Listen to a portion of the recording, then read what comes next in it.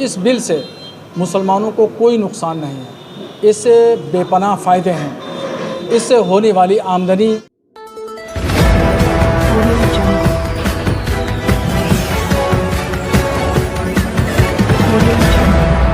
वक्फ bill की वकालत करते हुए मौलाना ने वक्फ संशोधन बिल की गिनाई खूबियां। आने वाले समय में वक्फ संशोधन विधेयक बिल से कोई नुकसान होता है तो जवाबदेही भी मौलाना की ही होनी चाहिए। बरेली से खबर बुलंद भारत के लिए कामरान अली की रिपोर्ट। मौलाना ने न जाने किस की भक्ति में आज प्रेस कॉन्फ्रेंस कर वक्फ संशोधन विधेयक बिल की वकालत की है। बरेली की दरगाह आला हज़रत से जुड़े संगठन ऑल इंडिया मुस्लिम जमात की राष्ट्रीय अध्यक्ष मौलाना शहाबुद्दीन रज़वी ने भाजपा की वफादारी निभाते हुए एक प्रेस कॉन्फ्रेंस आयोजित कर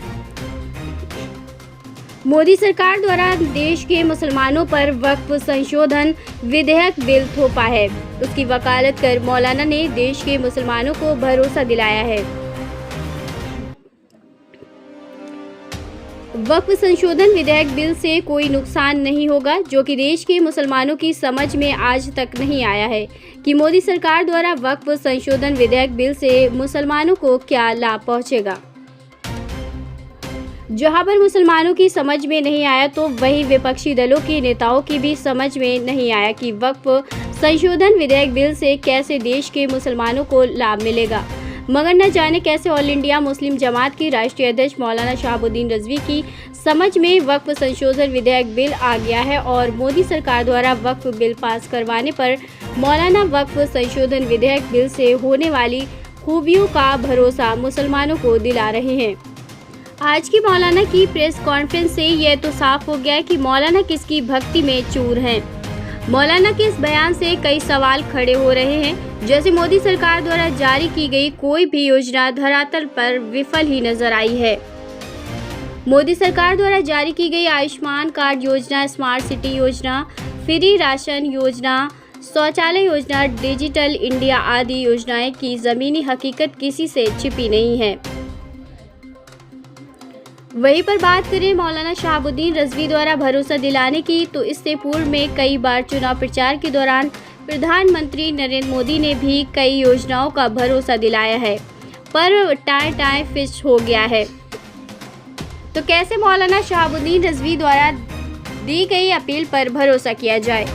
आज प्रेस कॉन्फ्रेंस को संबोधित करने के दौरान मौलाना शहाबुद्दीन रज़वी ने वक्फ संशोधन विधेयक बिल की वकालत करते हुए कहा। जी, आप ये जो आपने बात रखी है किस वक्त में रखी है? वक्फ संशोधन बिल कानून पास हो चुका है और इस बिल से मुसलमानों को कोई नुकसान नहीं है। इससे बेपनाह फ़ायदे हैं। इससे होने वाली आमदनी गरीब, कमज़ोर, लाचार, यतीम, बेवा मुसलमानों पर ख़र्चा की जाएगी और इस ज़मीन पर स्कूल, कॉलेज, मदरसे, हॉस्पिटल बनाए जाएंगे और एक बैतुलमाल कायम किया जाएगा, यतीम खाना कायम किया जाएगा, जिससे यतीम बच्चे, बेवा औरतों की किफ़ालत होगी और उनकी मदद की जाएगी। हमारे बुज़ुर्गों ने इस ज़मीन को इसलिए वक्फ़ किया था कि इससे होने वाली आमदनी गरीब मुसलमानों पर ख़र्चा की जाए, वो नहीं हो रही थी और करोड़ों की ज़मीनों को रेवड़ियों के भाव वक्फ़ बोर्ड के लोगों ने मिल कर के बेच दिया था। अब इस बिल के ज़रिए तमाम ज़मीनों को हासिल करके वाकिफ़ की मंशा के मुताबिक उसकी होने वाली आमदनी खर्चा की जाएगी। मुसलमानों की तरक्की, फलाह, बहबूद और जन कल्याण के काम होंगे। और मैं ख़ास तौर पर तमाम मुसलमानों से यह अपील करना चाहता हूँ कि तमाम पॉलिटिकल पार्टियाँ मुसलमानों को उकसा रही हैं, बहका रही हैं, भड़का रही हैं और ये कह रही हैं कि इस बिल के आने से मुसलमानों की मस्जिदों, दरगाहों को ख़तरा लाहिक है।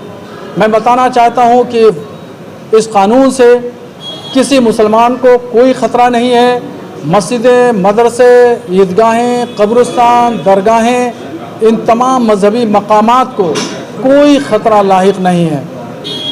और आपने देखा होगा कि 2019 और 20 में लोगों ने मुसलमानों को बहकाया, नौजवानों को उकसाया और उसके ज़िम्ने में पूरे भारत में और ख़ास तौर पर उत्तर प्रदेश में धरना प्रदर्शन हुए, एजिटेशन हुए, उग्र प्रदर्शन हुए, जिसके नतीजे में सिर्फ उत्तर प्रदेश में 27 नौजवानों की जानें गईं और सैकड़ों मुसलमान जेल की सलाखों में गए, गिरफ्तारियां हुई।